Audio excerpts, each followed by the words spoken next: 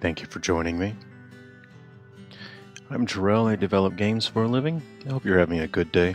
I'm going to be working on my next game. I've been working quite furiously on this game so far. This is Top 15 Caving Disasters.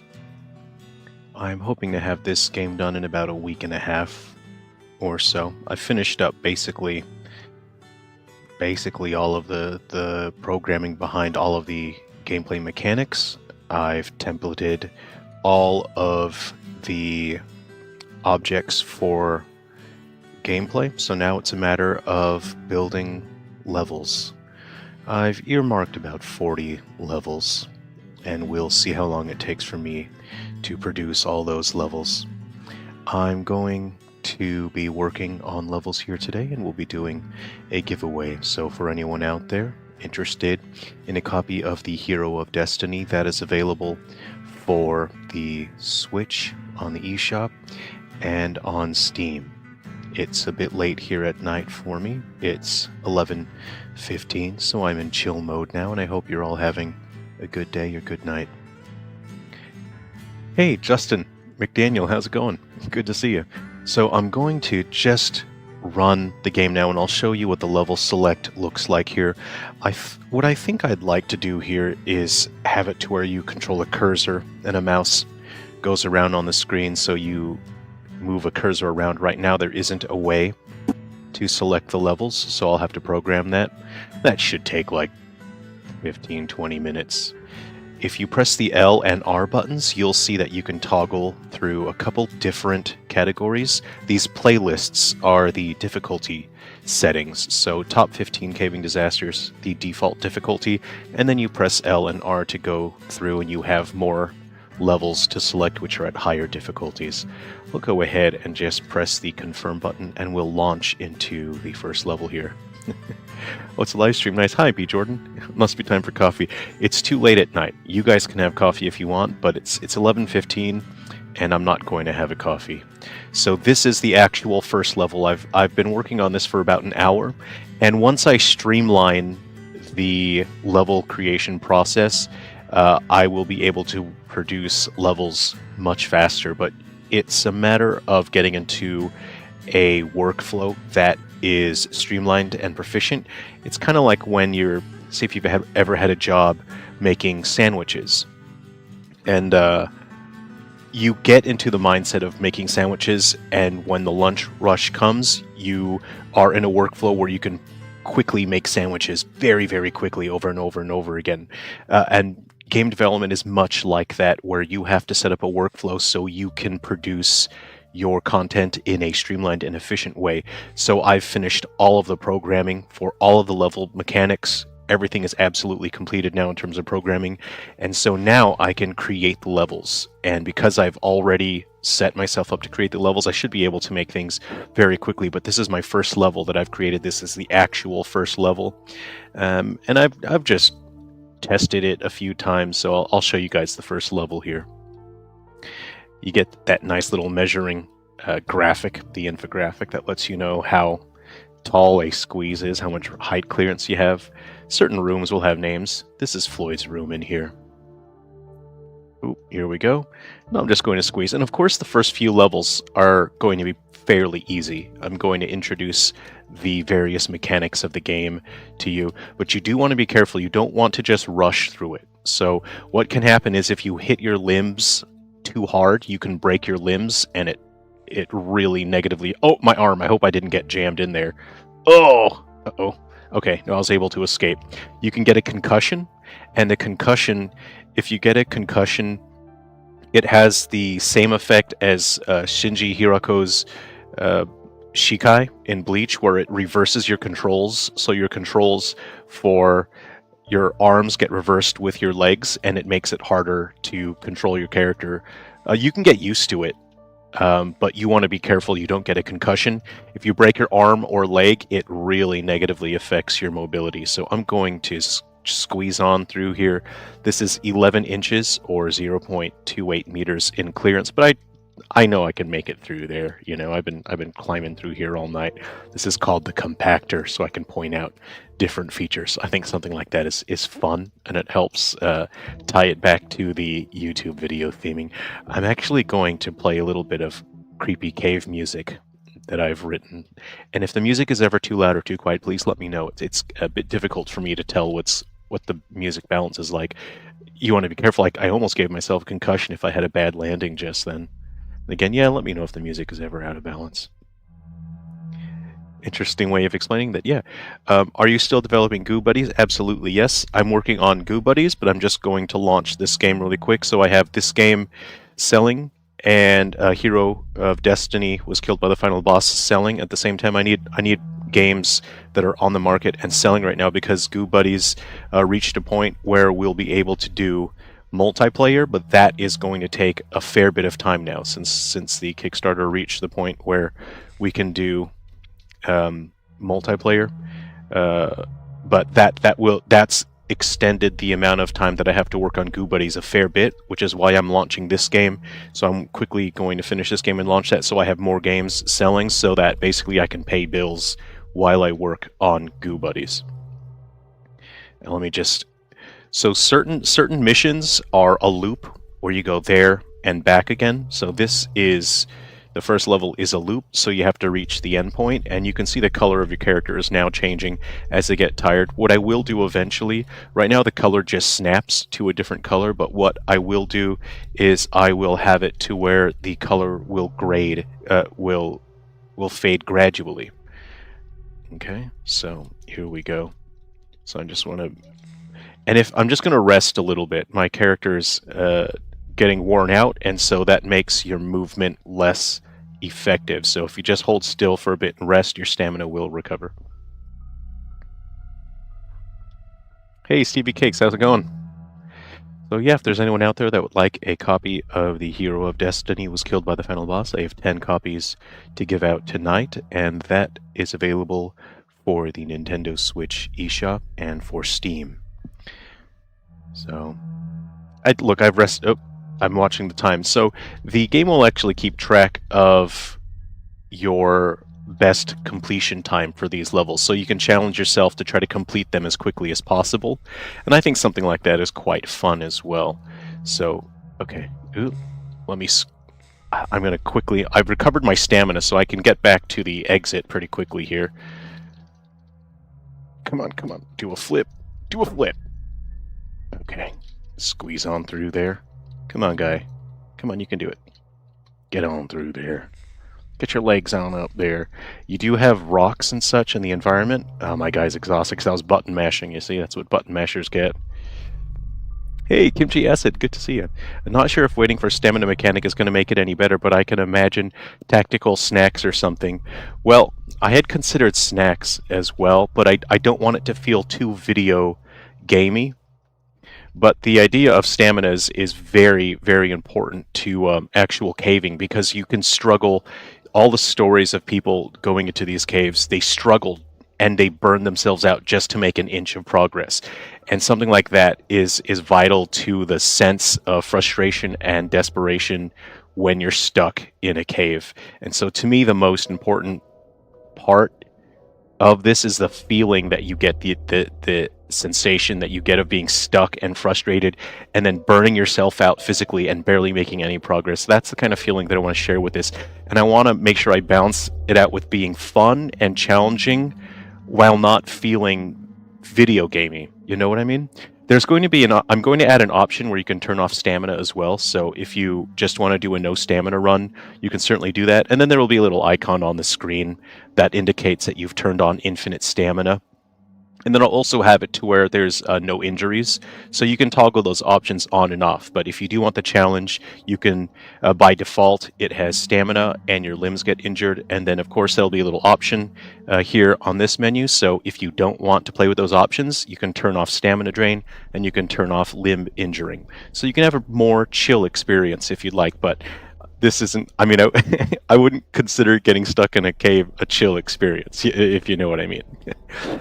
So is this a frustration game or skill-based? This is very, very much skill-based. So I'll explain the controls to you, and it's you have extremely fine and extremely frustrating control over the character. So how it works is the right analog stick controls the right side of your body, and the left analog stick controls the left side of the body.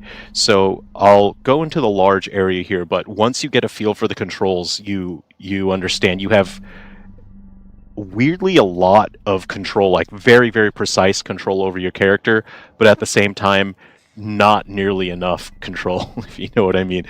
So, and I want it to be to where there's a lot of room for creative expression and for people to really have fun with what they get to do with their characters. So if I use my right analog stick, you can see I can control where my left leg goes. That's my left leg. And if I, that was my right. So you can control each part of your body separately, and then that's L2. If I press R2, you can see I move my right hand. So wherever I move my right analog stick and press R1, that's my right hand. And if I use the left analog stick, you can see I can control my left hand individually. And if you put the right analog stick in, you can control where your head goes, but you can also use the triangle button for that. And then a left analog stick is control for your hips. You can also press X. So you control your hips, your head, and your limbs all separately. So you can have extremely fine control over these characters. So it's highly, highly skill-based. But if you button mash, it's also very funny. I consider these things, you consider the right way, how people are supposed to play your game, how the game is meant to be played. But for me, it's important to consider that people are going to play the game wrong, and if people play the game wrong, you need to make it to where it's still very, very fun and also funny if people play it wrong. So this is me button mashing. I think something like this is funny, and eventually you're going to get into a situation where someone lucks out and accidentally gets an absurdly good time completion on a level from button mashing, and I think that's going to be so funny. Oh, appreciate that. Thanks, Loctron. I'm gonna do all the Kickstarter stuff and fulfill all that once I get this out of the way. So I've got Hero of Destiny available for people to buy, and then very soon I'll have this one out for people to buy. This one's been so much fun to work on, and I'm absolutely amped to get this game out to people because I'm certain that once people figure out the controls and get into the flow, it's really satisfying to get your character moving through the level, and then when it's meant to be tense. Like I'll show you the debugging level that I have here. I want people to feel claustrophobic and uncomfortable in environments, so that kind of excitement is interesting. It's a sensation I get from watching these YouTube videos, and I'm yelling at the story of the people that have gone into these caves, and they keep making one bad decision after another, and I'm yelling at these YouTube videos, and I'm going, why would you go in there? Don't go in there. And it's so frustrating, and it's horrifying, and that's the feeling and the excitement that I want to share with people in this game. So this is a debugging room. You'll see just a bunch of stuff. This room's going to look a little jacked up as I work on it further. So hold on, let's just go ahead and that thing's in the way. I'm just going to close that boundary message. So keyholes are really frustrating to watch in caving. And that means that someone's just squeezing into a very thin, narrow hole. So I'm going to see if I can squeeze myself into this keyhole here. Come on, go in the keyhole. I'm having a hard time getting into the keyhole. Come on. I'm getting stuck. Oh, if you get stuck in a keyhole, you just have to back out and try again, just like real caving.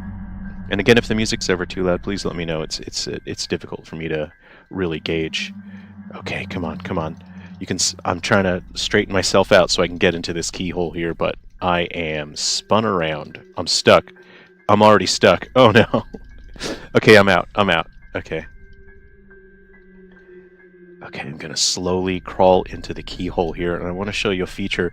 This is something that I was working on that I thought this adds so much tension to it, is you get this first person view behind the character, and you can see the character as they squeeze into this hole, and you can see their legs and their feet just disappearing into this little hole. And this is something that you see in YouTube videos of people caving, and it just makes me so uncomfortable, and I really don't like it.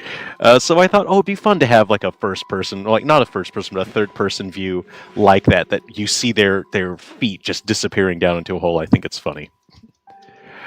Maybe add some critters here or there and some hallucinations. You know, I'd considered that.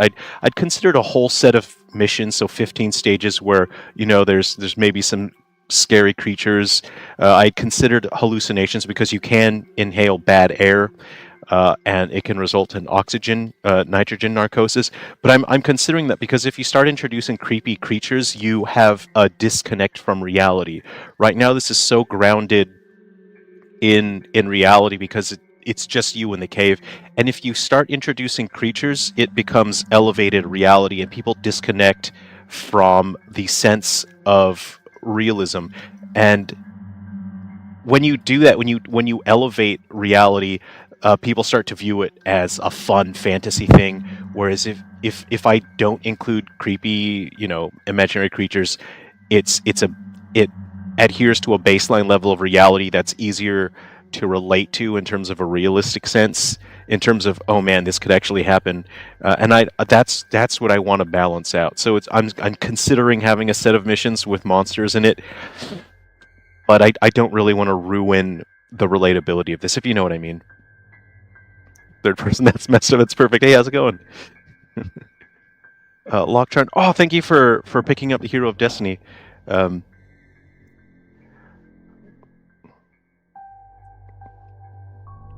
Locktron, out of the...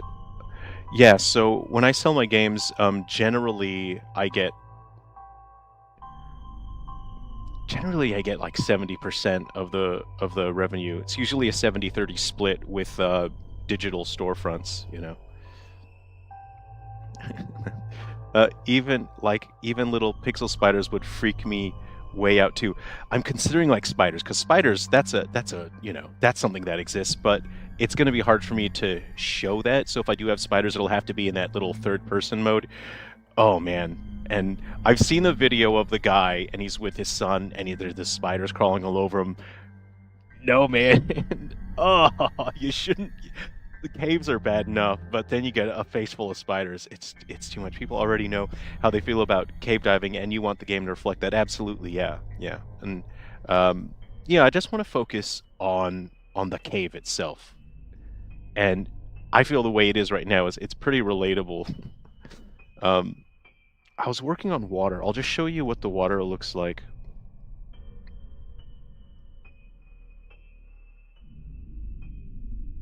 You know, I have the water that the characters, you can dive through it, and I've been working on some particle effects. You know, so it'll kind of look like that. And there's collision with the character, so the character's body can actually collide with it, and you combine that with water. But there'll be stages where on your way out it'll start flooding, and then the water will rise up, and then now it's a challenge because your character can suffocate underwater. They'll drown. You know, and you hear of cave stories like that where people started their cave spelunking during a storm or something, and you think, why did you go in there, man? Don't go in there. Hey, 34 Autobot, how's it going? Top of the morning to you. I just started taking some game development and design courses. Fantastic, excellent, good for you. I found your RPG Maker videos super helpful. Awesome, I'll do more. I plan on doing regular videos, not just for RPG Maker, but for game development in general, just so I can help people with their game development. Okay, what about splitting routes where like a lower route with water could be faster, but if you suck, you die, and the upper route is safer but a horrible path to navigate? Absolutely. A shame rule 9110. I think you and I are absolutely on the same page. So I will have stages like that where there's branching paths and you're free to explore and to try and find different routes. And that's based on stories and cases where we hear of people getting stuck in a cave and then people having to take alternate routes. So I have had to design components to the stage to the stages so that I can facilitate branching paths. So say, for example, I created this template piece here so that you can go like that, and then you can have the player either go underneath that or climb up top. And then I had to make sure that the physics and the control of the character can facilitate enough control to where if you needed to, you could climb up over or go underneath, and then have paths branch. So yeah, and of course there's going to be some stages where some branching paths are a dead end, and you could burn out your stamina, and then you have to go back, and it's frustrating because you've wasted all that energy. And again, that is something that happens in caving, so I wanted to recreate that experience here. So I'm just going to start fresh with my template scene here. So we're going to create a new stage. So I've shown you guys the first stage of the game. Now I will create the second stage. When it comes from a data standpoint, it's good to start with 0 arrays. In programming and in data, arrays start with a value of 0, but I think default starts with 1. I think default said 0 is nonsense. Let's go ahead and start counting up from 1. And that's fine. I can totally get behind that. I understand that because it can get frustrating when you forget that we start from 0. But when I'm naming these stages, you can also reference these stages programmatically, and it's important to start with 0 if you're counting up from an incrementing integer. B. Jordan, yes, because I'm mostly watching your channel for the behind-the-scenes workflows. Hey, great! I'm glad you're here, and I really hope that I can help you. Yeah. This reps back to the analogy of sandwich making really well. Hey, Loic57, I bought your game on Steam. I've only played it once so far and didn't get very far, but I'll keep playing. I really appreciate that. The next upcoming videos I'll be sharing on the channel here and doing live streams. I'll share tips on the game, on just efficient ways to level up and power up your characters, some tricks on getting resources and powering up your armor and your weapons, and some cool strategies that you can employ. I did a stream where we did a summoner build, like a whole party was just summoners and just like maxing out the amount of summons you can get, and that was pretty fun. So this music's kind of like tense. Let's go ahead and go back. We'll go to something chill now.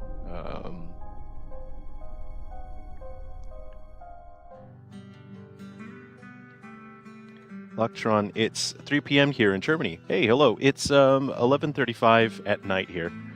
Okay, so see, I've created a template. If I open my template scene, I'll show you what I've done here. Every single component that this game uses, which I'll explain. We can go through everything and I'll explain what everything does here. I've created a template for all of those and every single piece that I can use to build levels. These are all the components, and I've set a pin in it. When you're working on a project, the most important part of the project is planning. You need to define exactly what it is that your end product is going to be. You need to understand every single step that is necessary for you to take in order to get to that end point, and then you follow through systematically fulfilling every single one of your objectives to build the path that will take you to the end point.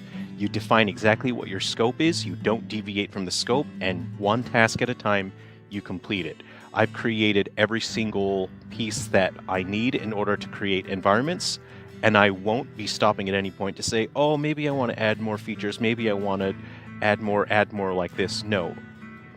At the conceptual stage, I've planned out every single piece that I will need, and I will work within the bounds of this, because if you don't clamp your scope will keep expanding, and you will have projects that will stagnate. You'll get stuck in development hell because you have lost control of your scope. I've been able to complete and ship, 12, 13 titles because I clamped my scope and I said, this is what the product is. These are the steps that I will take to reach that end goal. And of course, you have natural expansion, and natural expansion is different from scope creep. Natural expansion is where the product itself just happens to naturally grow while you're developing on it, and you add more supplemental content, but the core features are there. I've done all the programming, there is very little room for scope creep because I've clamped the scope on this project. So these are all the components I can use. I have physics-based rocks. I have all the events that can occur. It's all programmed, it's all done, and now I can build my game. So I'm just going to look at my... I've written out all the stages here. So this is that's the title for the first one. Okay, so this is the second stage here. The title is the turnaround point is completely flooded. So now I just need to make a single... basically I want to make a simple stage. Maybe there'll be a sump. That'll be fun. So I'll have a sump, and then I'll have a turnaround room. So this level will be a loop. I'll have it be a turnaround again, and that will be flooded. So this level will introduce the player to this will introduce player to floods. Okay, so we'll go ahead and just go like that. And I'm not editing the template. So these are template objects that I can duplicate. I can copy and paste them, but I will be using that water. So for now, I'm just going to go ahead and all these display triggers, I'm going to disable them, and I'm just going to start building my stage. There we go. And I'll show you how quickly you should be able to build a stage. I'm still going to be a bit slow working on this because this is only my second stage and I've yet to really refine my workflow here. Let's see here. I want to use a couple other pieces. So let's go ahead and grab that one and that one. And I'll grab them here. I'll go ahead and drag them into content so I know, yeah, that one and this one. And if you have any questions about game development or art, you can certainly ask me. Okay. Have you ever seen the movie called The Descent 34 Autobot? That's one of my favorite horror movies of all time, The Descent. I've seen it like, I don't know, maybe 10 or 12 times. I could watch that movie right now. Honestly, anytime I could watch The Descent. The movie has a different name in North America versus Europe. They have two different names, and I'm wondering why that is.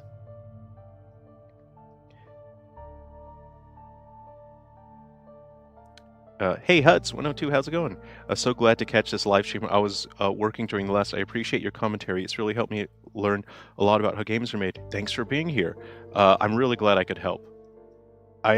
When I was a kid, I played Breath of Fire on the Super Nintendo, and at that point, I 100% knew I need to make games for a living. I thought, like, I have to make games. This is what I have to do. And I wanted to make cool experiences for people, but there was nobody to help me. Back then, there were no resources, there was no education to help anyone learn game development. So we're so lucky these days that we have a way to help people, to help each other learn game development. So let's see. The Hero game looked weird at first and took me 3 hours, but it was fun. Great 3 hours, so it's perfectly fine for the price. I appreciate that. A sequel would be cool at some point.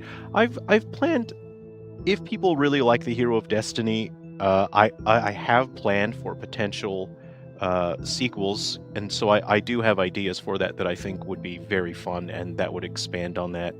You know, some potential concepts for potential sequels for the Hero of Destiny would be the Hero of Destiny was killed by a random trash mob, and the Hero of Destiny got stuck in the tutorial level.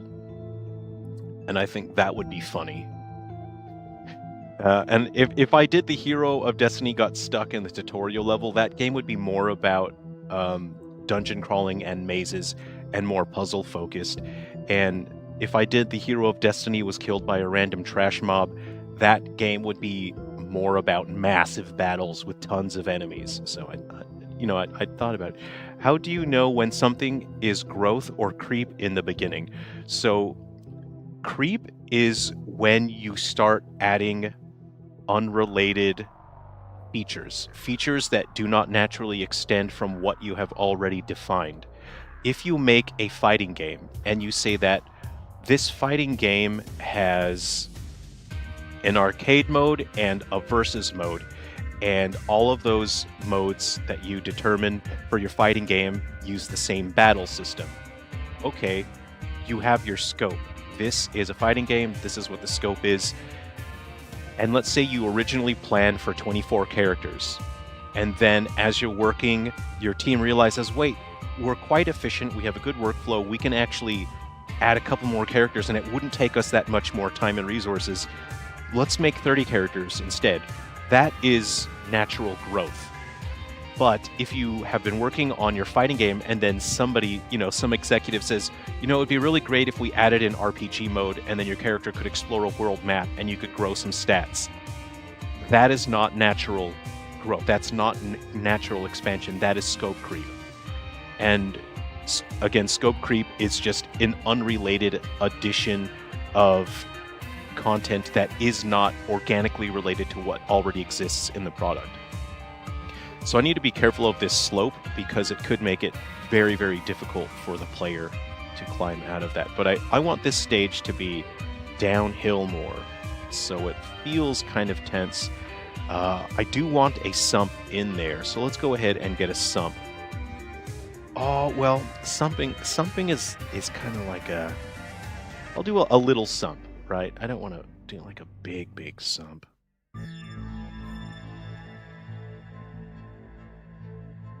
Okarin, howdy, do you have a Hero of Destiny code for Switch? Yes, Okarin. What region would you need? Either Europe, North America, or Australia. Let me know the region that you need. I'll get a code for you. The Descent also has different endings in North America versus the rest of the world. Yes, personally, I prefer the happy ending for The Descent.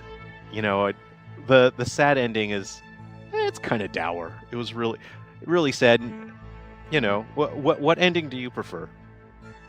Oh man, the sequel is awful. It's so terrible. That is not a good movie. The sequel is well, it's like any horror movie sequel is kind of unnecessary. And it's funny that we keep getting things like that. So a sump occurs when you have to drop down an elevation and then climb back up. And when it rains, sumps can flood, which means you have to hold your breath, and this is in situations where people don't have air tanks with them. And a sump that floods means you don't know how long you're going to have to spend underwater. And a lot of cavers die because they think, oh, well, it's probably not going to be that far. The sump probably isn't that long. So they dive underwater, hold their breath, and they think, yeah, sure, I'll come up the other side pretty soon. They misjudge it because you cannot see. You cannot see how deep that sump goes. You don't know how long that sump is going to last. And then you just don't make it to the other side. This is still the second level of the game, so I don't want to make it too difficult. So I want to show the concept of a sump, but I don't want it to be punishing in terms of difficulty. So let's go ahead and just make sure that it's not too vicious, this sump, okay? So we want the player to reach a turnaround room, and I want it to look sort of different, or the description is the only turnaround is underwater. What piece is that? B? Okay. Hey, Phantom GB, how's it going? Huds, I would love the Hero of Legend died in the tutorial. I just think the idea of that is hilarious, especially because we see IGN's IGN can't seem to figure out video games, and they have a hard time understanding what a video game is. And I don't want to make fun of them. It's not my vibe to make fun of people. But I saw them just rate the Mouse PI. The exact title escapes me, but they gave it a 6 and complained about. They had some odd complaints about that. Alois, Loic 57, would you be willing to take on freelance development contract for another studio? I've done work, taken on contract work in the past before. At the moment, my hands are so full. if I wasn't so busy with my own projects, I might take on some contract work. But it depends. If it's things like writing music, that's something that I can do. Even though I'm very busy with my work, I can take on contract work like doing soundtracks. But anything beyond that, I'm super super uh, super occupied with my projects. Okay, let's see. I don't want this level to be kind of long. You know, I don't want to burn people out just at the beginning of the game. The most important thing that I consider when I'm at this stage of development is the feeling that people get when engaging with the game. What feeling do they get by engaging with this game? And when I say engagement, I consider engagement from two aspects. That is the mechanical engagement. What is the player actually doing mechanically to engage with the game? And secondly, mentally, what is the player thinking and feeling as they engage with the game? Ocarina, yes, Ocarina. I'll get you a US download code for the game. Okay. Here you go, and I hope you enjoy. Have fun with the game. 34 Autobot, for my mental health, I prefer the happy ending. Yeah, but I think the original ending fits with the theme of the movie better. Oh yeah, absolutely. Yeah, it does fit. It is better storytelling, but it's such a bummer, you know? I agree the sequel does not do the original film justice at all. It's terrible. I'm a huge fan of the movie Megan. Has anyone here seen Megan? Huge, huge fan. I just rewatched it this weekend, and I watched Megan 2.0 for the first time, and I liked Megan 2.0, but it is a terrible sequel. I thought it was fun. I thought it was fun. It was interesting to watch, but boy howdy, I thought it was a terrible sequel. Now I just want to adjust the camera because I feel like the camera doesn't follow fast enough. Is there anyone here like Megan? Gameplay camera. Follow speed. I feel like I increased that to 6.5. Okay, let me see here. Oh yes, Silent Snee. Let me get you a copy of the game for Europe. I'll grab that for you now. The music we're listening to is from my Silver Falls game series. I have a Bandcamp. You can listen to the if you like any of this music, you can listen to it for free.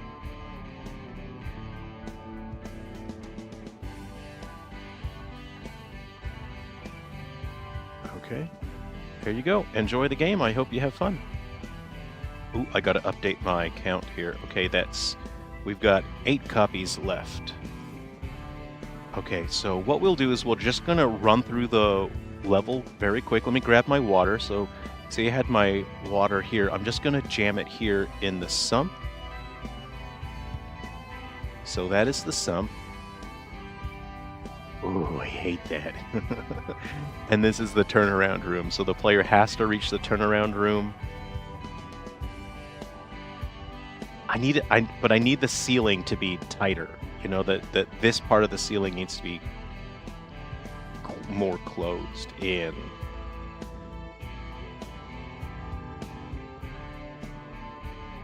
I could use my smaller components as well. I have more small stuff that I can use.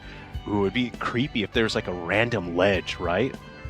Let's just grab that.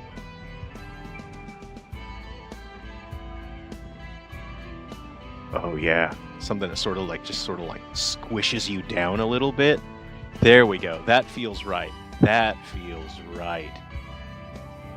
So that you're forced to go into the water, and then there'll be an indicator that says turn around. So what we'll do now is we'll just go ahead and run it, and then we'll make sure that it's traversable, and then we'll start refining it and adding more components. I think I saw the one cave movie. It was said to be based on real events. Oh, I hate when cave stuff is based on real events. You know, that it was just funny me saying that because I'm making this cave disaster game, but you know, this is fun because it's not real, you know, but caving disasters are real, and it makes me sick. You know what I'll do? I'll put a branching path there where you can. It's a dead end. I think something like that it just helps it feel more organic. You've watched Megan. It's a good one. Oh, you like that one? I think it's cool. I think, you know, I don't like it for the reasons that, like, there's people that like Megan because she's like sassy and she's, you know, does the dance. That's not why I like it. I like it because it's creepy watching this AI. The AI thinks that it's doing the right thing, and it's learning the wrong behaviors from people. And as it tries to achieve the thing that it was instructed to do, it does stuff that we interpret as undesirable. But Megan thinks that she's doing the right thing. Okay, here we go. I want the water to be a little higher before you can get to the turnaround. Okay, so I'm going to make that curvy bit up top. I'm going to have it sink down lower. So this is totally traversable. This one's... So I now need to add stuff to make the stage a little more challenging. You can see I got through it very quickly. Did you make the dialogue system yourself? Yeah, everything in the Hero of Destiny was programmed from scratch. And that's, you know, that's I enjoy that. You know, I've made so many game frameworks and so many over the years that never made it to a final product because of many different reasons. One thing that stopped me the most from completing games was just I did not have the ability. I did not have the skill level to complete my projects in the past, but I've put in so much effort over the years to just improve, to get better, and it's something that's still very important to me even today, is to keep improving my skills. I want to get much better at game development. Even, you know, whatever ability level I have right now, I still want my ability to be higher, to be better, and so I'm constantly trying to improve. But I'm at a point right now where I could basically make whatever I want, and it's achievable, and that has, because I've spent years just trying to improve and get better. But I want to get better, and I want to be able to do more. I want to work faster and work more efficiently. Can I just hold on? I'll extend this dude a little bit. There you go. Okay, let's go ahead.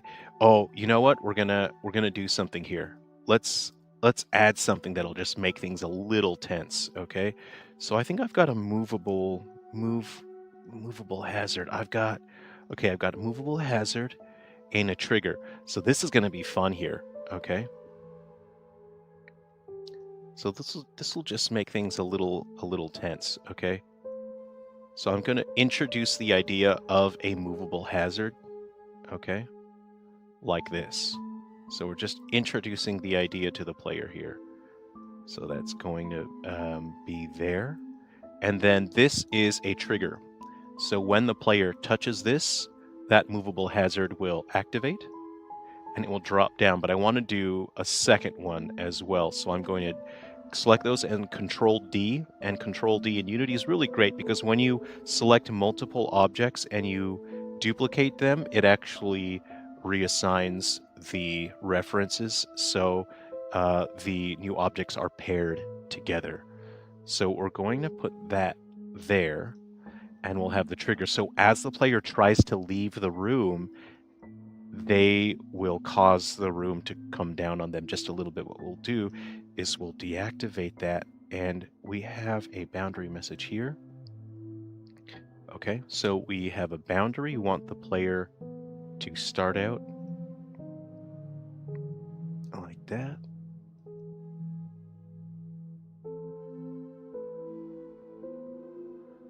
Okay, and I always want the entrance to feel like it opens up, you know? Okay, and you can see this, you see this green here? That is, in the video game world, we call that an invisible wall. I think you've got an idea of what that might mean. So if we boot this up, you'll see the invisible wall work. A shame rule. Is each level going to be themed, or are you wanting players to learn skills, if that makes sense? I'm treating each stage as its own story. as if it's a YouTube video, and you watch the YouTube videos about caving stories, and they all have a different setup. You know, they're in a different cave, and something terrible happens. You know, some terrible situation occurs, and now people have to try to get out of the cave. So that's how I'm considering these, and I try to focus on different hazards for the player to deal with, and you develop your ability as a player to navigate through the cave and get through the game. So yeah. I thought about the black space was the cave. That's insane for first level. Yeah. Well, you know what? I'd considered that it was either black in the background or black here, and I felt like it made more sense and it feels more claustrophobic if this is the empty space here. Well, I would love a Switch US copy. Sure, I can get you a copy of the game for This Is Me. Oop, okay. US here. Yeah, and keep an eye on the channel. I'll be uploading some videos to share some tips and have a guide there. Okay, This Is Me. Okay, here is the download code. Go ahead and grab that from the eShop, and I hope you have fun with the game. Okay, we have 7.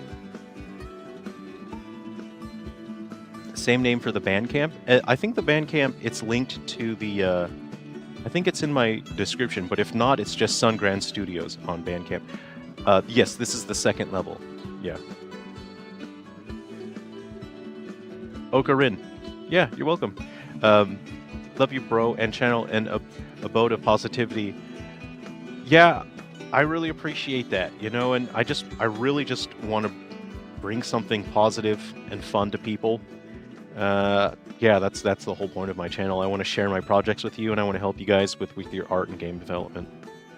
The hero of Destiny went caving and died in a dead end. Well, yeah, then that's a crossover, and then we can have a crossover of the villagers all quapping their way through.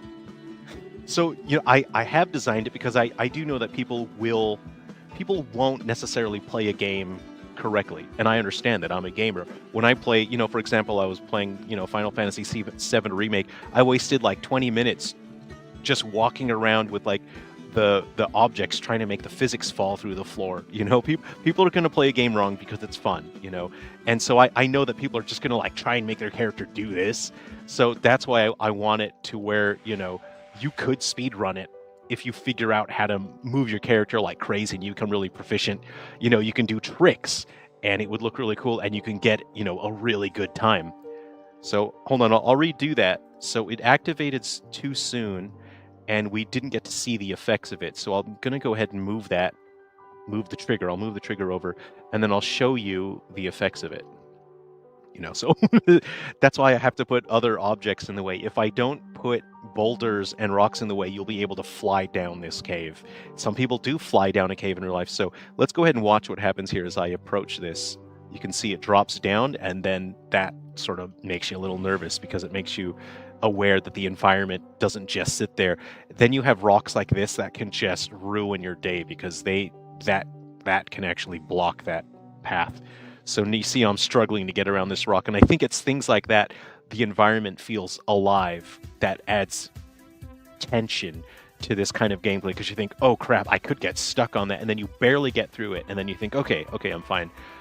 But there's always this worry that I'm gonna have to get around that eventually somehow. Okay. Ooh, that is tight. Okay. Yep. Okay. Yeah, so see how that one did not drop down even though I put that one there?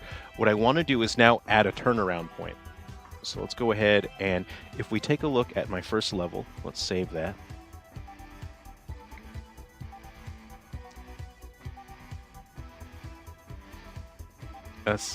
Silent SNE. I might be trying to redeem it wrong. How do I do it on Steam? Oh, Silent SNE, I gave you a Nintendo Switch code. Right? Yeah. That's my fault. Let me go ahead and give you. Sorry. Yeah. You did say PC. That's my fault. Sorry about that. I'll get you a Steam code right here. That's what happens. My attention gets split. I'm doing the game development, and then I'm reading the chat. So let me go ahead. Okay, this is the Steam code. I give you a switch code before. My apologies. There we go. That'll fix it up for you. Sven, how's it going? HUDs 102. Could I get a US switch copy? Absolutely. Let me go ahead and grab that for you. Let's see. That is a US copy. There we go. And this is for HUDs 102. Okay, and this is Switch US. There we go. Make sure I read this time. I'll learn how to read, don't worry. How many players picked up the game in the first few weeks till now? Rough estimate. Actually, I haven't checked. I've been so busy. I had a lot of family stuff going on, and then I've been working on this. I'm trying to get this done in about a week and a half. So I haven't even looked at the numbers. I've just been working my butt off. Okay, so I'll show you what is sort of a turnaround thing. So this thing, this is a contact event. So I'm just going to go ahead and grab that. And what I'll do is I'll put that in here, and I'll put that in contact events. Oh, I do actually have I have one in here already, don't I? Yeah, no need to copy and paste here. Okay, so this is the end goal. So the player has to reach this exclamation mark.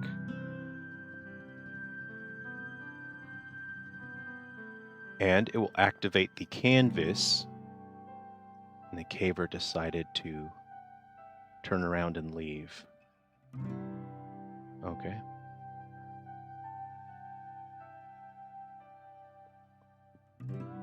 Okay. And now we want to check that. And objects to deactivate. So it deactivates. You want to deactivate the boundary message. So see, that has the invisible wall. We're going to reference that. Anything that is in this array here is going to be deactivated once you reach that point. I'm just going to go ahead and lock that so I can find the trigger that is disabled. And then objects to activate. Anything that is in this array will be enabled. So let's go ahead and just fly down this. We'll see me fly down this, but then I'll add some more terrain, and then you'll see how quickly you can make it to where the player actually has a challenge as opposed to flying down this. But I'm just going to speed run it. And this is what I was saying. I said you shouldn't fly down it because now I've got a concussion. And that means that the controls for your arms and your legs are switched around. So that's going to be a fun challenge. Oh, that rock there. That is nerve-wracking. That rock could... Oh, it's in the water with me. Okay. Go down into a sump. So this is an easy sump. You know, I don't want to make it frustrating for people early on because they're still learning. This is the tutorial. You know, I'm not, not a tutorial, but so see how that one that hasn't dropped down. So what we do now is we reach the end. Ooh, it's so tight. So I want to put a measuring infographic in there. So I'm having a tough time because of the concussion and my controls are switched around. That's what's going on. Okay. Swim. This is the turnaround room. Okay. Decided to turn around. I accidentally made it to where the light turns off. So I'm trying to squeeze my way through here, and you see how that rock descended? So that's what I said. I wanted it to drop on the way out, so now I have a tougher time getting through. But my flashlight dimmed, and that's not what I wanted to happen. So I'll go ahead and fix that. So that one dropped down and just adds that extra bit of tension as you're trying to leave. It's enough to where you can still get through, but it's pretty tense. Okay, and I'll swim through this. Okay. Ooh. Uh-oh, I'm exhausted. I just need to get my face out of the water so I can recover and catch my breath. So it functions. Okay. Boris DG, I'm working on Goo Buddies still. I'm working on this game because I can finish this game in about a week and a half. I need more games selling so that I can pay my bills, because Goo Buddies will take a little bit longer to finish development because we can now have multiplayer, but that's going to take me extra time. So yeah, I'm actively working on Goo Buddies, but it's taking time to implement for me to develop the multiplayer aspect. And so I need more games selling to pay my bills. So this one I can finish in about a week and a half or so. This will be selling, and then that'll pay bills while I work on Goo Buddies. So it's tough balancing all of this because I'm internally funded. I don't have external funders. Nobody tells me what to do, but that also means that I have to pay for everything out of pocket. So yeah. Oh, B. Jordan, yeah, I'll get a copy of the game for you. Here we go.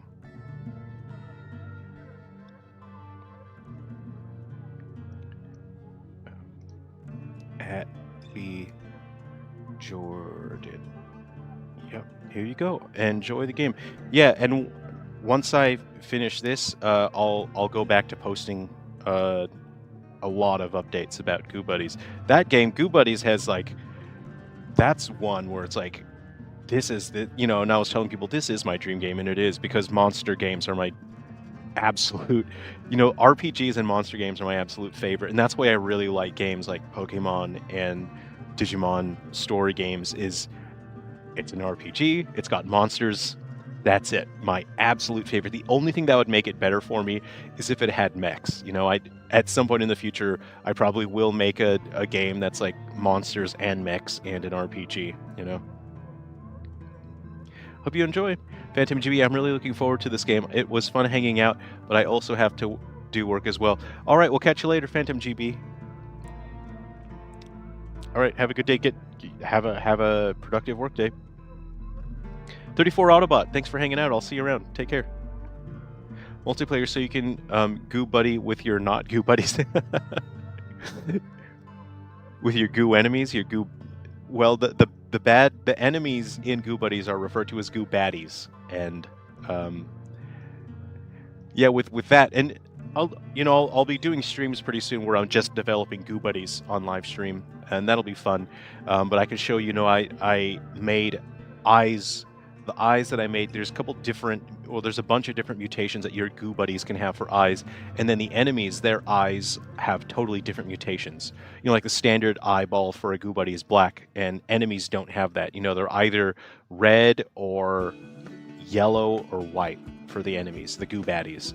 Okay, so this one, I accidentally have it to where dim light is on. I don't want that to dim the light, so let's go ahead and turn that off. Okay. Now, I just want to... So, how I was saying you can fly through this area? So, I have a couple of these. These are physics-based rocks. I can use those. But I'm going to grab some stage chunks here, these smaller chunks. I'll grab that piece, and that piece. And then we'll just go ahead and grab that. And then we'll make it to where you can't just fly down the environment anymore. Again, if the music's ever too loud, you can please let me know so I can adjust it. I have a hard time monitoring the levels here.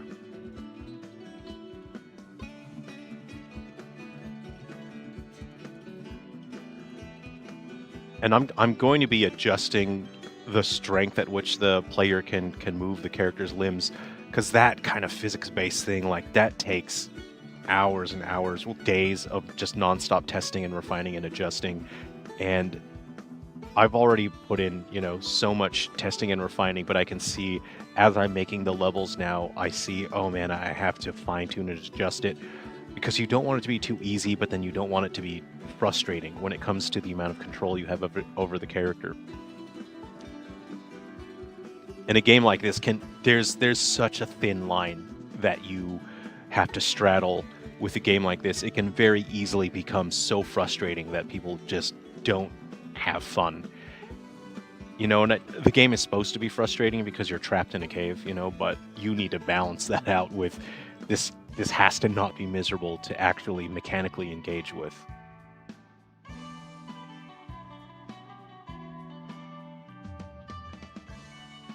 I said I wanted a false shelf there. Let's go ahead and grab... I think that's why I made this component here. Let's go ahead and grab that component, and we'll put it in here.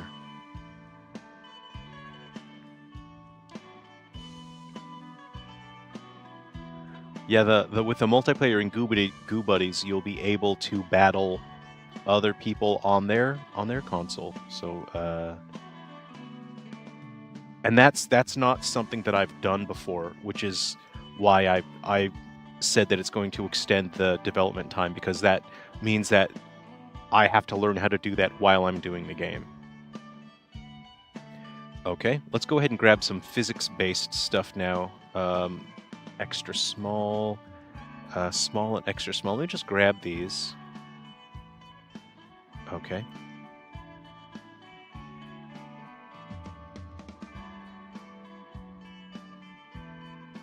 Okay. Put that there. There. Oh yeah, that'll make it a little... And having things that can move like this that you can interact with, these help the environment feel alive, you know.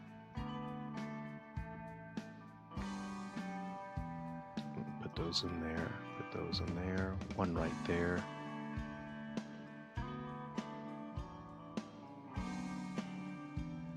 We need something here in this spot. Let's just go ahead and grab that.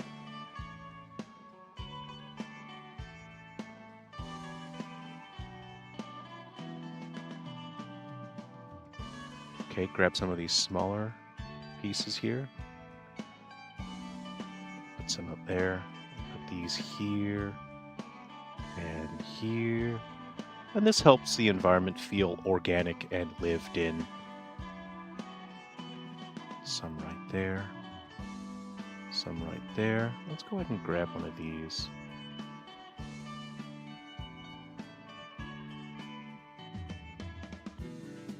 Something like that. Okay, and any physics rocks that I'm not using, I'm just going to go ahead. Okay.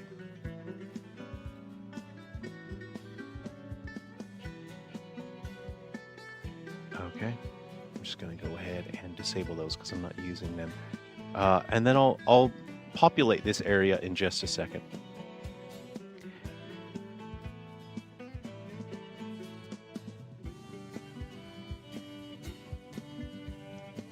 Am I the only one who feels like the dark parts are for walking and the lighter parts are for walls? You know, I've considered that, you know, and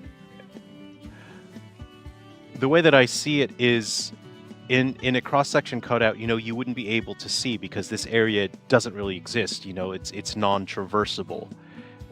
And having it be illuminated doesn't make sense to me, you know, and something like this makes it feel more claustrophobic as well. Okay. Ow. Ow. Oh. Oh, yeah. That's pretty fun right there. Okay. Squeeze. Oh, I don't want to get my hand caught. Okay. Oh, squeeze through that. Oh, my arm. Okay. My arm. Yep. Yep. Made it. Oh. Yep, that's quite effective. I quite like that pinch right there of the descending boulder. Okay, I'm gonna swim down through here. That, and there is real-time lighting as well. You know, and it's, you know, and it's important. You know, I'm glad you bring that up. I'm glad you say that because it's important to think about those things and to ask yourself what would be best for the player in terms of understanding what it is that they're looking at. How can you best help the player understand what it is that they need to know? What information does the player need to have in order to make informed decisions in terms of the gameplay? And then also, what decision can you make to allow you to make visuals that are interesting? You know what I mean? Okay, okay. Oh, I'm trying to get through here. There we go. Okay, the caver decided to turn around and leave. So this is the turnaround room. I think it's too big, though. I think I'm going to make this room just a little smaller. It feels a little too spacious. Uh-oh. Oh, man. My arms. Okay. I'm concussed. That's... Okay. That's going to make things a little tough. And then as we get... I need to get my head out of the water. Oh, and then that boulder drops down. Yeah, I dig it. This is working fine. Okay. This is a fun second stage.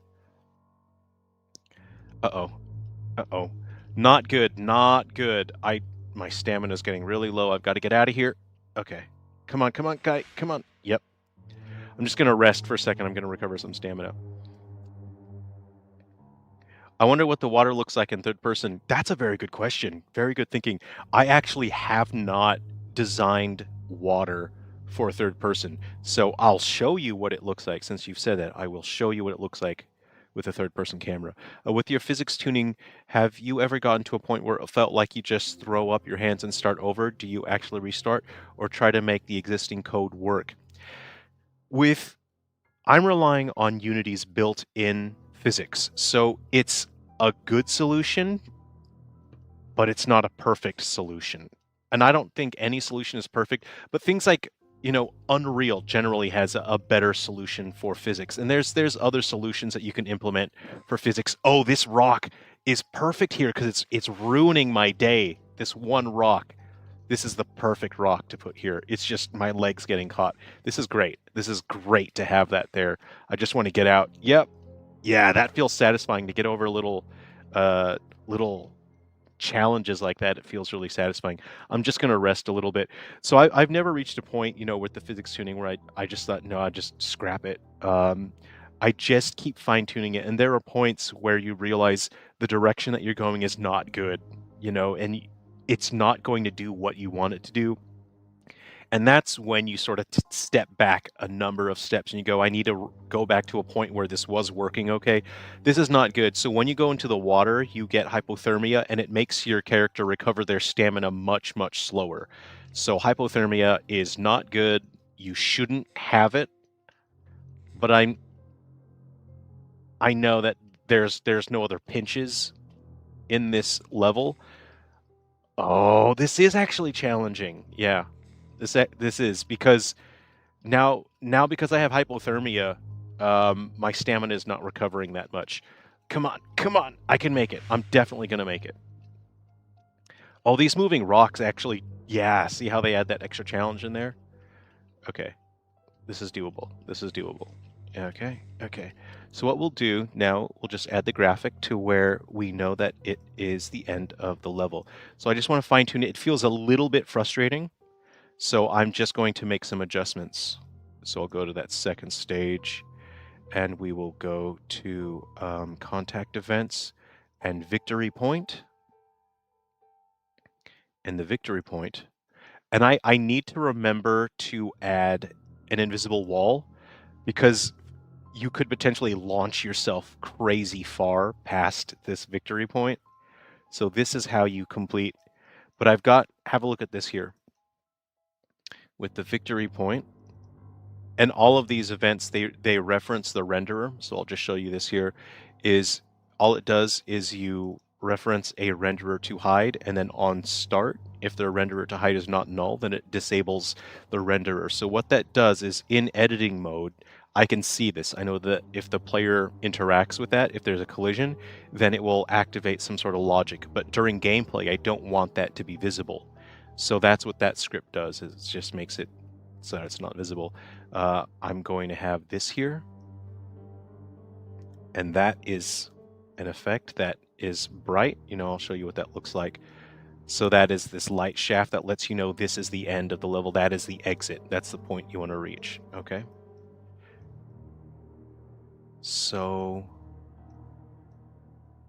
this thing, I think I don't want that part to be that frustrating. So I'm going to move that there and there.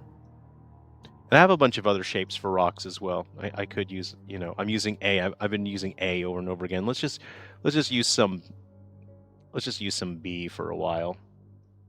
Where do we got that? Let's put a B rock up here. Look, we'll put one here. So the beginning isn't totally dull, right? Okay. And I said I wanted that room at the end to not be so big. See, I don't want to put a rock in here because I know that then you won't be able to make it. Let's put another rock. Let's put another rock right here. This space is quite big up here. Let's put this one here. Okay. I think that's good. So let's go ahead and adjust this room so it's just a little more claustrophobic. It's supposed to be a turnaround room. See how I've designed these components specifically for workflow sustainability. And when I say workflow sustainability, I don't mean it's good for the environment. It means what amount of effort and energy must be expended in order to perform the tasks necessary to produce the product, to produce the work. And with this template system, you see I've created a bunch of templates. If this was like a third-person game, this would look really bad. This would look so awful if you were to say do this as like a side-scrolling game.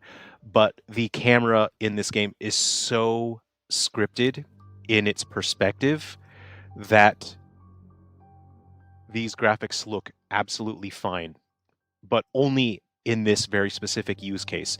And so even though these graphics do look pretty bad, they look totally fine for this product.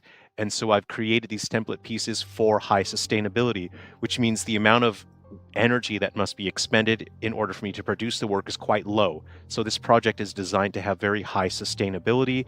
I can produce new levels very quickly without having to waste a lot of time and effort, sculpting every level in 3D. I don't have to sculpt every level in 3D. As you've seen, I can make these levels just on the spot.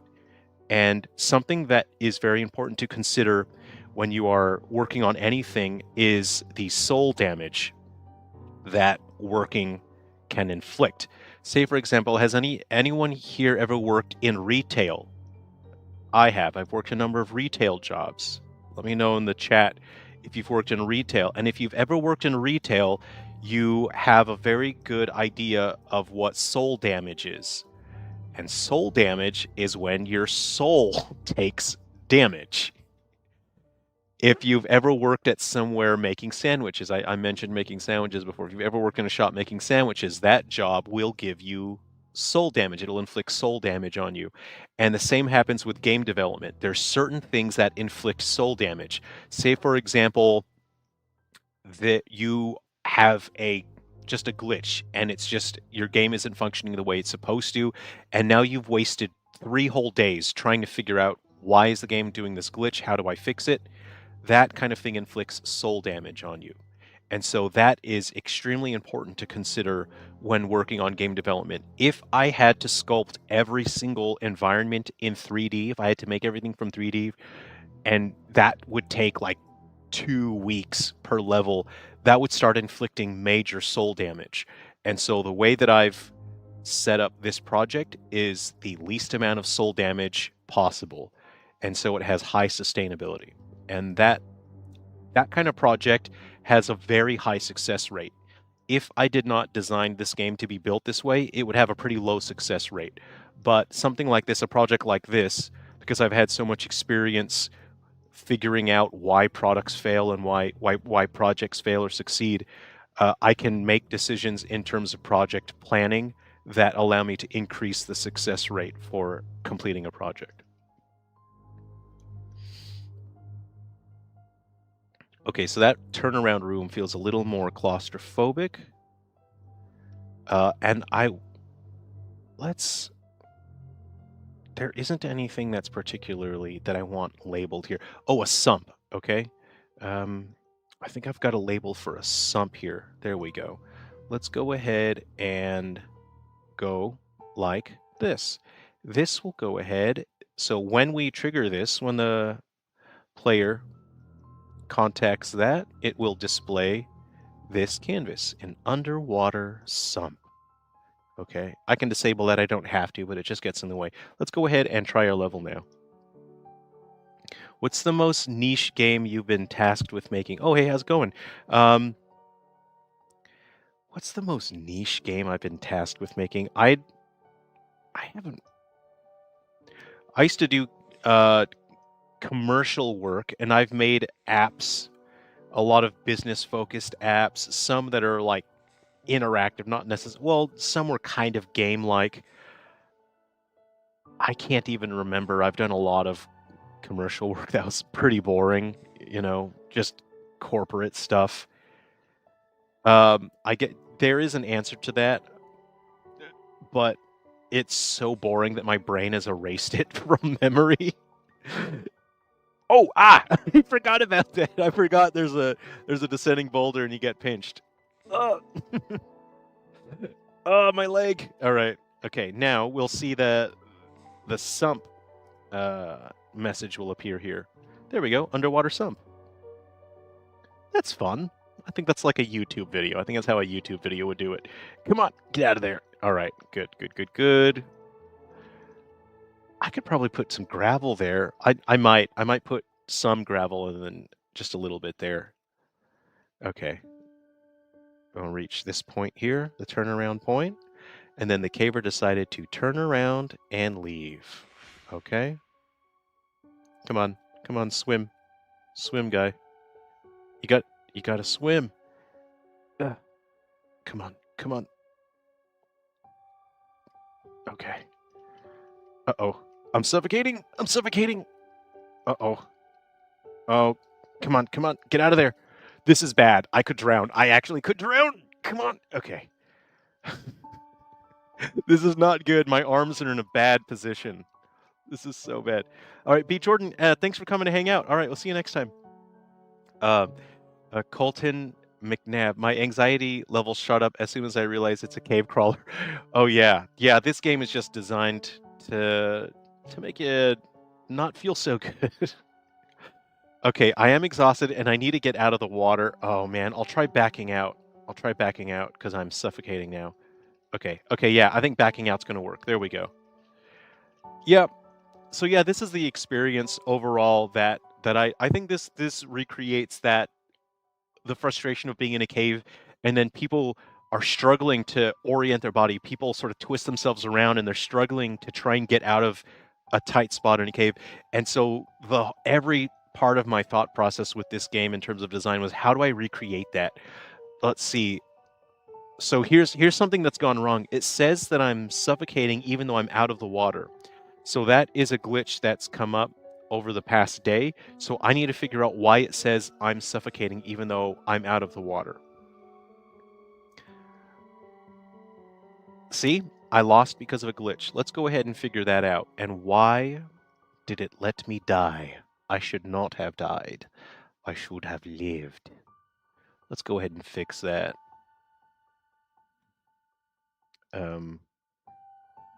Suffo. I just need to find my logic here. Okay, so I have a bunch of stuff running on my computer right now, and I'm starting to get some slowdown here. My computer's really... Oh, you know what's going on? It's trying to... This freaking thing is trying to auto-generate light maps, even though I don't want that. Okay, so let me figure out why I drowned when I wasn't supposed to. Hey, Barry, how's it going? Hope to see you at my production of Sweeney Todd this week. Man, that's so cool. I haven't done a stage production in a long time. The last stage production I did, maybe it was back in 2015, maybe. I did Don't Dress for Dinner, and that's the last stage thing that I've done. So how long is your show running for, Barry?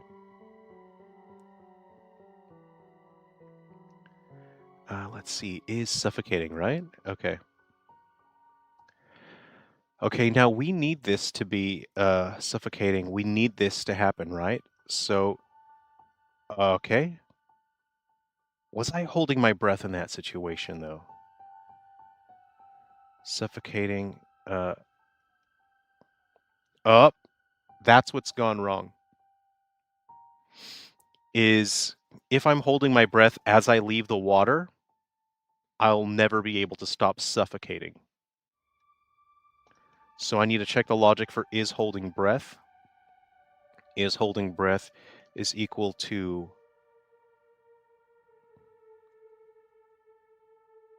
Where is it? Is holding breath is equal to false?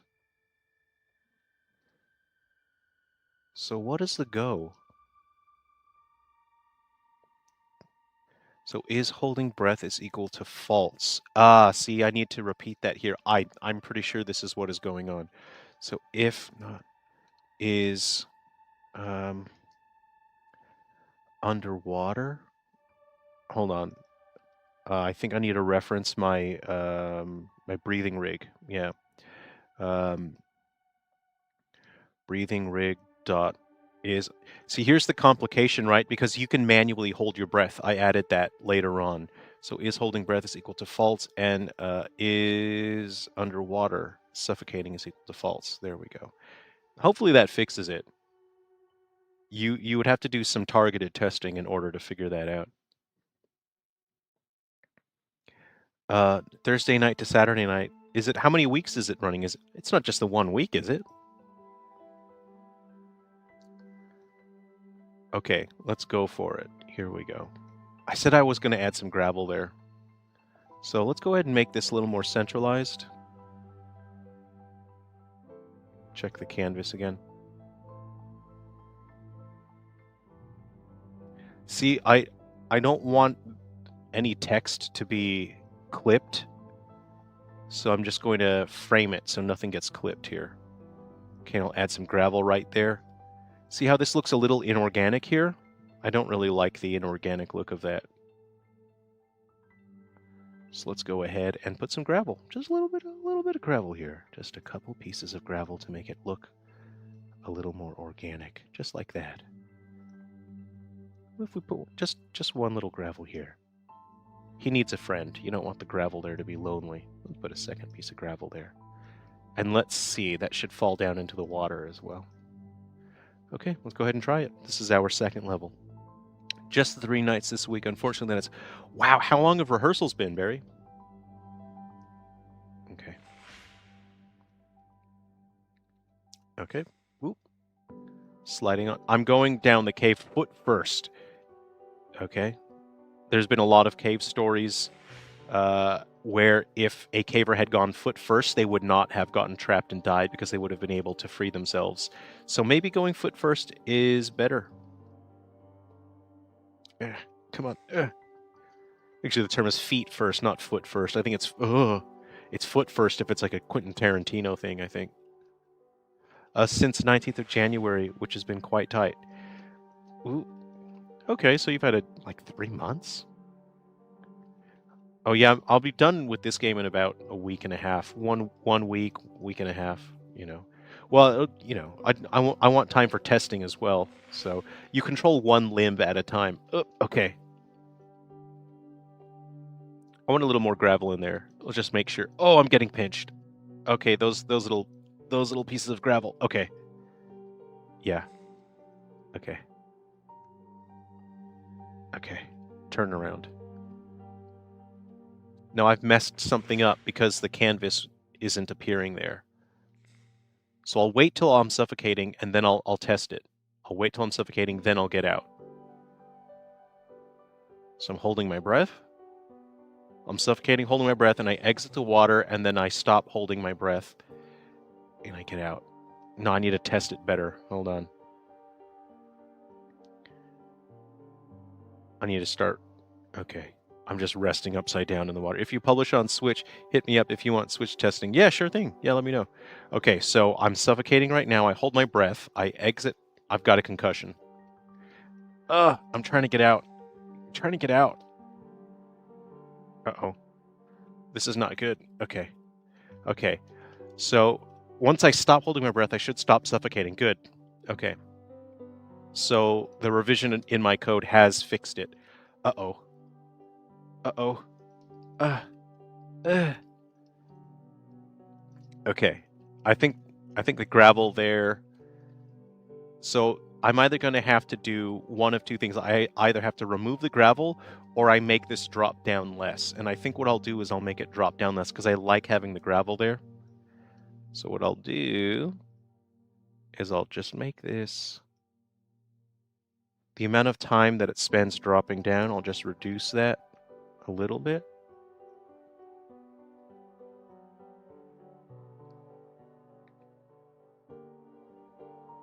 Okay.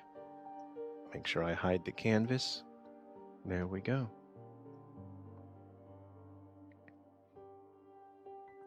Okay.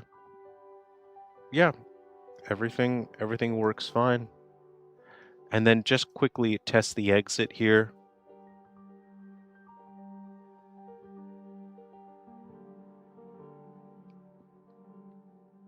And it's past midnight. It's 12 12, almost 1240 here. So what I'll do now is we'll go ahead and back out, and I'll just disable the boundary. And what we'll do is I'll just test the exit, make sure the exit works all right. Ow, my head. And here we go. Survival. I've made it to the exit. And then it'll bring us back to the level select. Just here. There we go. That works.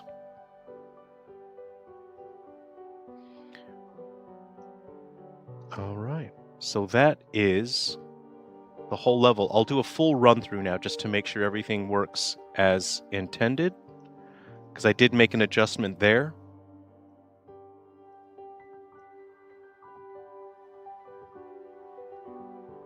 I do want these rocks to stack a little bit.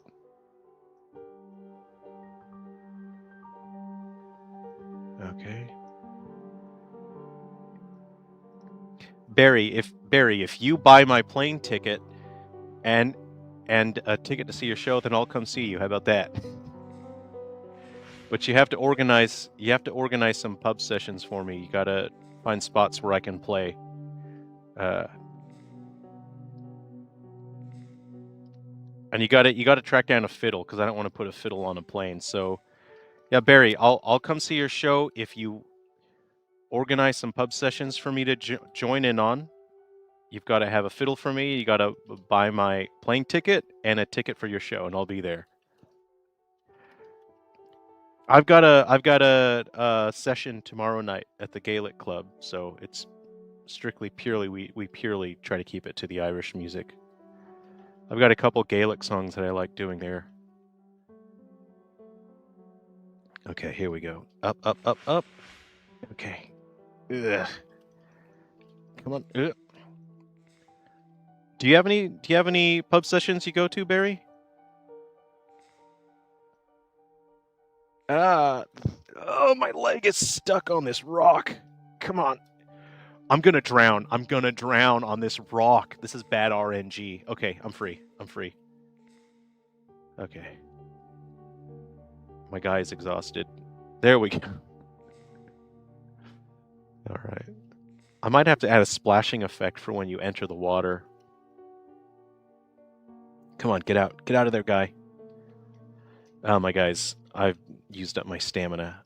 Okay, this is I should have rested before getting into this spot. Okay, I have one hand free. I should be able to get out. Yeah. Yeah. Okay, I gotta let my guy rest. He's exhausted. No, being honest, my pub sessions in theater rehearsal, to be fair. Oh man, I don't think I could survive without regular pub sessions with my Irish music.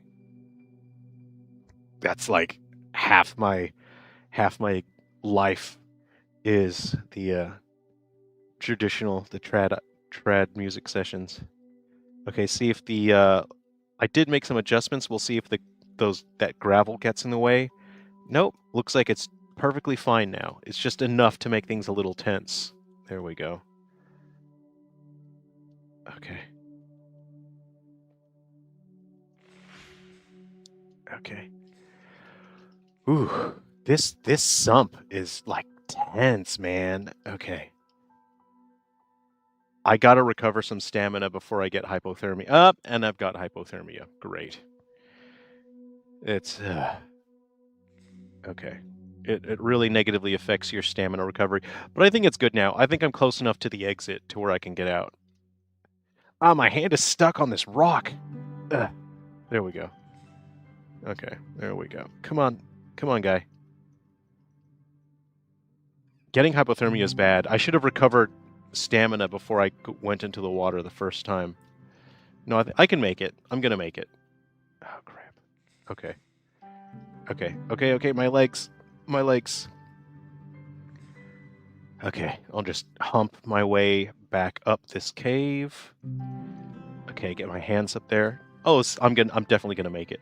Ugh, this is so funny. No, I'm gonna make it. I can do it. I should have let my stamina recover before going in the water. That's the trick with this level. No, see how I'm exhausted? And normally you recover stamina fairly easily, but because I have hypothermia, stamina recovers like half as fast. Okay. My guy's super tired, but dang, it would be horrifying. Yeah. I've been listening to, well, generally, you know, once in a while I binge cave disaster videos, and I don't know why, because I hate watching those. I don't enjoy hearing about people suffering, but I can't stop watching cave disaster videos for some reason. And I feel like this is just a fun way to share that horror with people. Okay. Okay. Now I am running down on time, and I do want to get to the exit.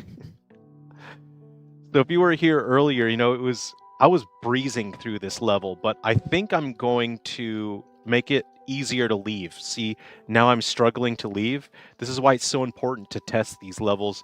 And in a game like this, it every level is going to take a huge amount of fine tuning. So oh man, I'm going to time out. I'm going to make it to where you can exit easier. I'm going to remove some of those bumps. Oh man, I have no stamina left. I can barely move my limbs. And this is what real caving is like. See this rock earlier? This normally wouldn't pose any challenge to me, but I can bear. Oh, my hips have a lot of strength right now. I should be using my hips. Okay. Yes! See? I haven't been using my hips, and I should have been. Nailed it. Piece of cake. How's it going, in-game animation? And that is victory. So having played through that, I want to make sure, again, the way that the player feels is the most important thing. And I feel like leaving is a little too frustrating. So what I'm going to do is I'm going to adjust some of the things. So I don't want to make it sparse. You know what I mean? I don't want it to be boring.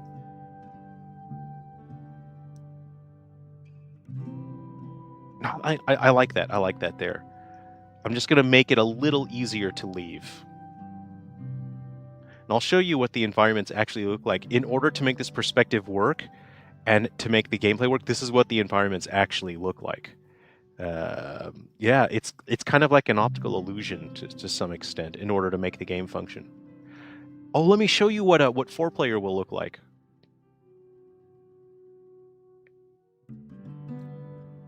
It's this climb uphill that makes it difficult, but that's the challenge. That's the whole game, is you have to manage your stamina. That, you know, it's a kind of a resource.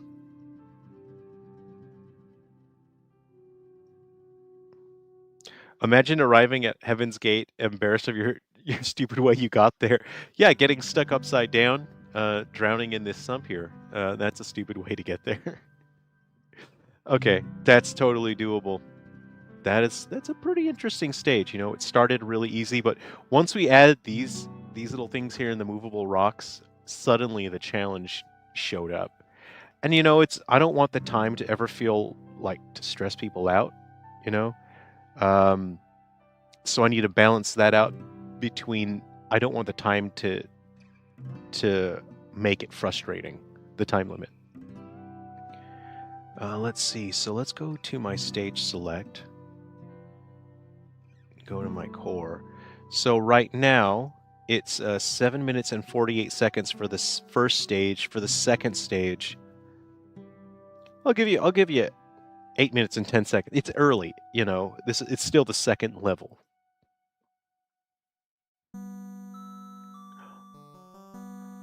Level 3 is Caver slams head on rock while lost in cave, so you need to start with a concussion. Okay. Oh, we've got some music from The Hero of Destiny was killed by the final boss. That music is playing. I'll show you what the 4-player mode looks like. Hold on, we'll go back to the first level just to have something different to look at.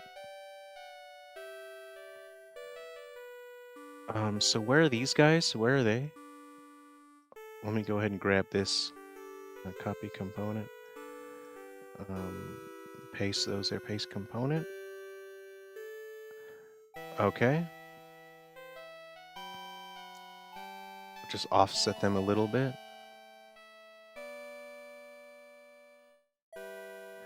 Okay. I'm still considering it is going to allow potentially for 4 players. But I need to see if it even makes sense. You know what I mean? Hold on, I think I messed up here.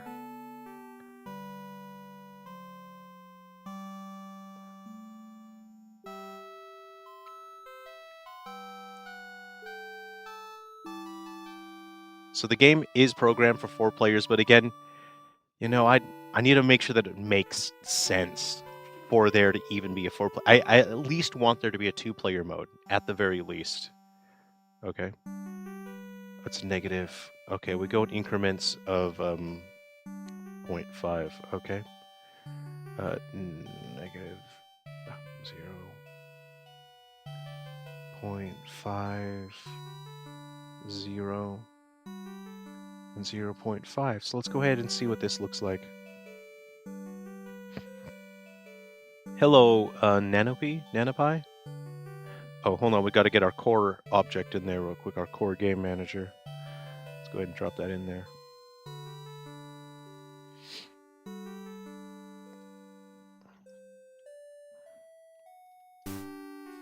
See, but they're supposed to be... So I created the different colors for the characters, but because I've added post-processing earlier in development, I didn't have post-processing, so now it's to a point where you can't really see the difference in the character colors when they first start out. So I'll just try and make some changes here to where it's visible. Bloom does that. Bloom kind of eats the color a little bit. So let me just try and make it.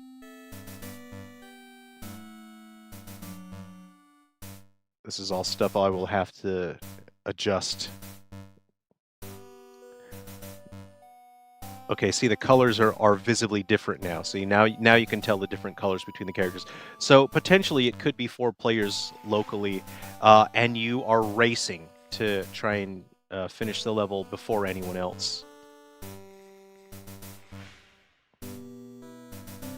So yeah, this is potentially what it'll look like when 4 people play the game. And I think it'll be funny, but again, I'd have to put a fair bit of effort and testing to make it work properly. Also, you know, should I have split screen, because characters will end up, you know, going faster than other characters. So I need to consider split screen as well. And if I do 4 players on split screen, that's going to be you know, I'll have to do it like 4 and 4, you know what I mean? So here's 4 people trying to squeeze through the compactor. That's... Oh no! Yellow and blue are stuck. Okay.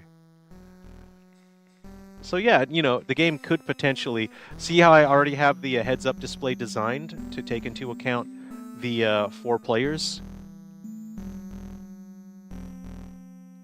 So potentially the 4 players, you know, all of the heads-up display, but then I have to take into account split screen, you know. So then where does the heads-up display go if it's split screen? So those are the decisions that I'll have to make within the next couple days, and then I'll make a decision on multiplayer. This person is stuck. I need to get on, you know, I don't have to get unstuck.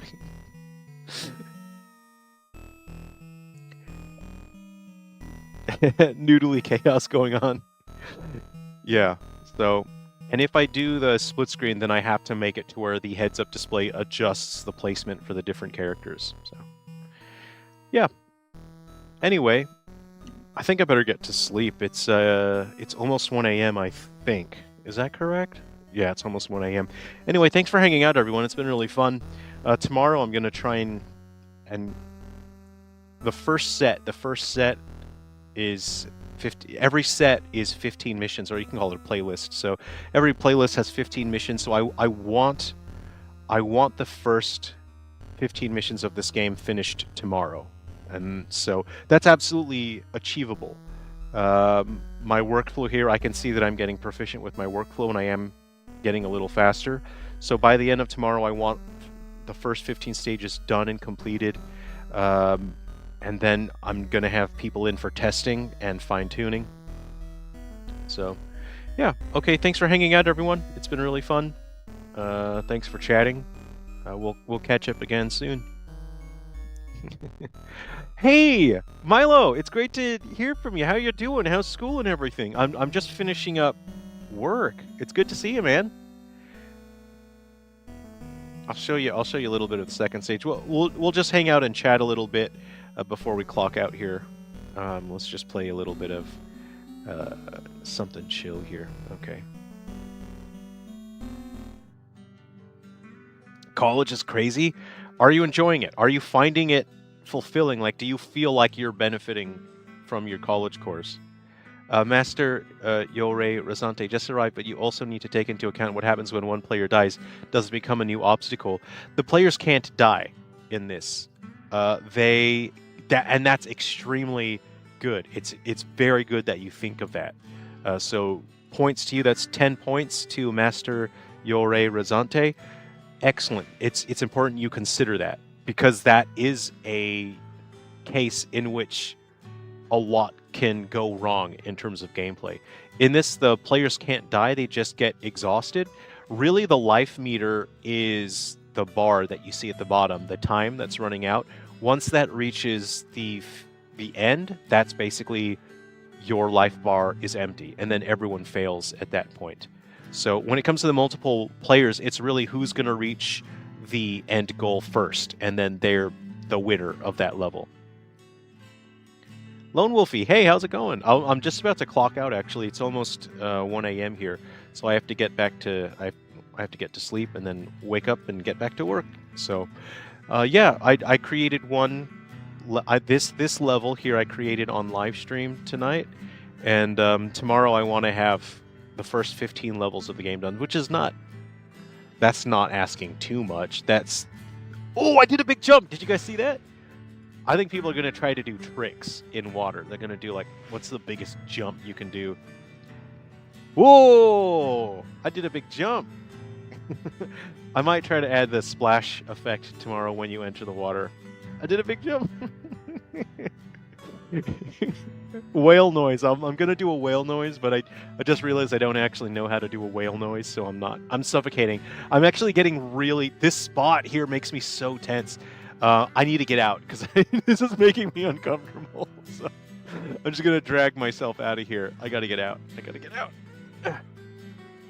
I'm getting cardiac arrest from being upside down. So yes, if your character is upside down, they will start experiencing cardiac arrest, and then you need to get your character right side up, or you will die of cardiac arrest. So you need to be careful as well. So there's going to be certain levels where there's steep slopes, and if you're not careful, you can die from a cardiac arrest in the middle of the mission. Like Shark Week.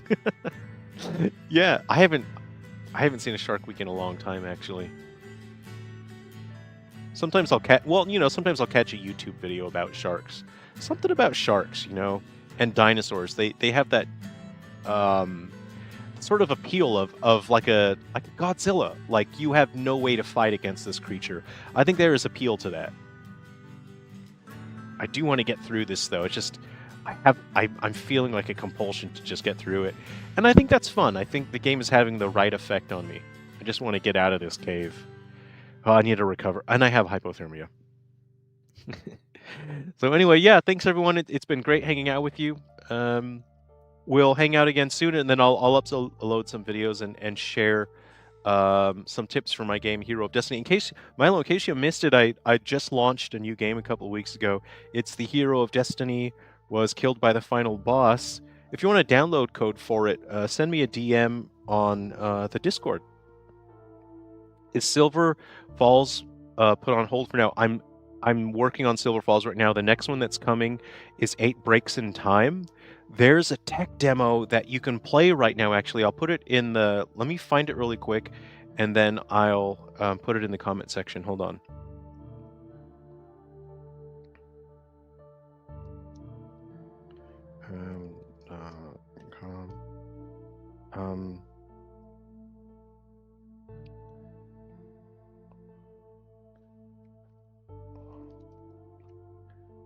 Is it?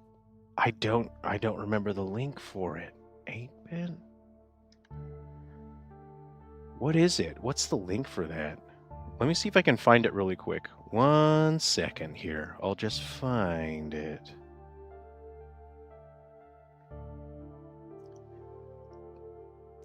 Yeah, I'll show you the tech demo for it. I'll put it on screen as well. Come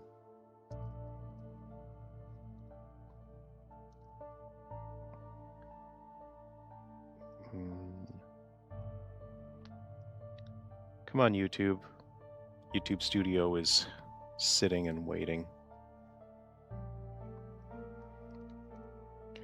I'm working on on launching other IP because I've been working on a lot of other IP for years, and I'm so excited to just get more of my ideas and games out to you guys.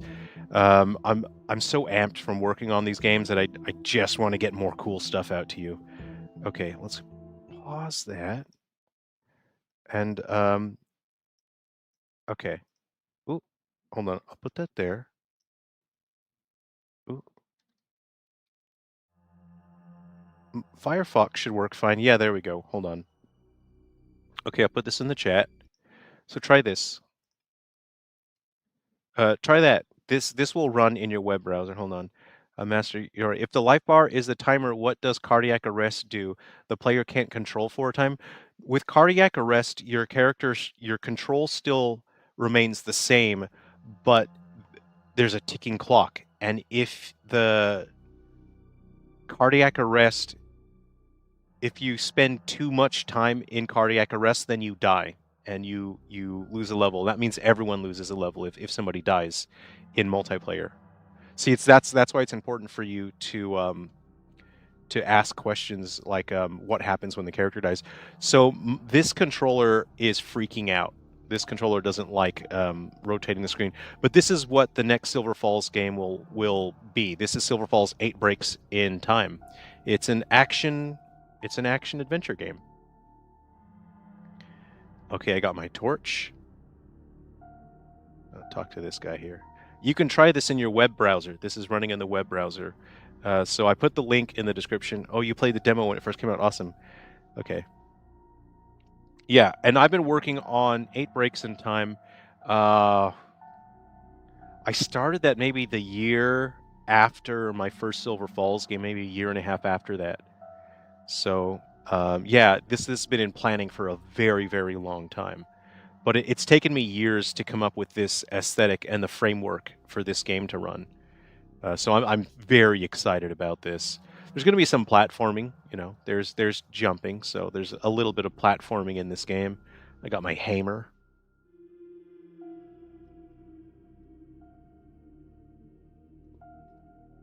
Yeah, you can give this demo a try. Anyway.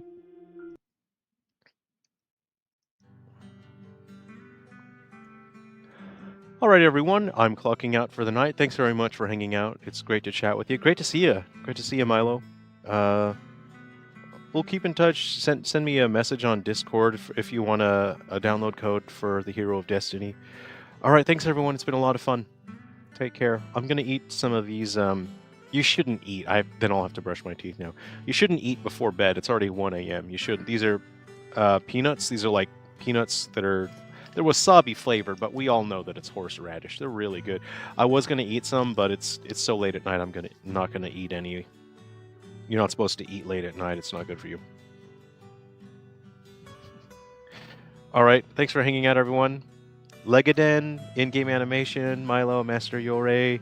All right, everyone. Thanks for hanging out. Okay, we'll have another live stream soon. We'll play some Hero of Destiny. We'll work on more games. Take care, everyone. I'll see you around. Thanks for hanging out.